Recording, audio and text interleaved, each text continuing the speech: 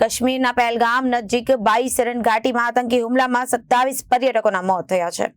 સૌરાષ્ટ્ર પટેલ સેવા સમાજ અને જય જવાન નાગરિક સમિતિ સુરત તરફથી ઘટનાને વિખોડી મૃતકોને શ્રદ્ધાંજલિ પાઠવવામાં આવી હતી અને 2 મિનિટનું મૌન પાળી મૃતકોને રાષ્ટ્રભાવ સાથે શ્રદ્ધાંજલિ પાઠવવામાં આવી હતી. સુરતના શૈલેષભાઈ કરથિયા તથા ભાવનગરના યતીશભાઈ પરમાર, એમના પુત્ર સ્મિત પરમાર અને ગુજરાતના 3 સહિત કુલ 27 પર્યટકોનો હુમલાનો ભોગ બન્યા છે.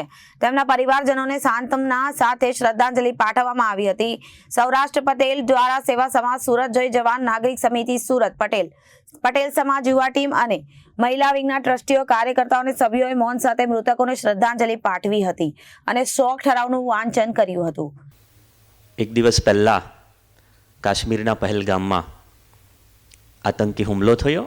એ ઘટનાને ખૂબ જ નિંદનીય છે અને આપણે સૌ એમને વખોડીએ પણ છીએ. બસ એ હુમલામાં જે પણ મૃત્યુ પામ્યા છે એ લોકોને આપણે શ્રદ્ધાંજલિ આપી 2 મિનિટ આપણે મૌન પાળીશું. આપણા સ્થાન પર ઊભા થઈને આપણે 2 મિનિટ માટે મૌન પાળીશું. Reporter Arvind Rathod, Janadesh news, Surat.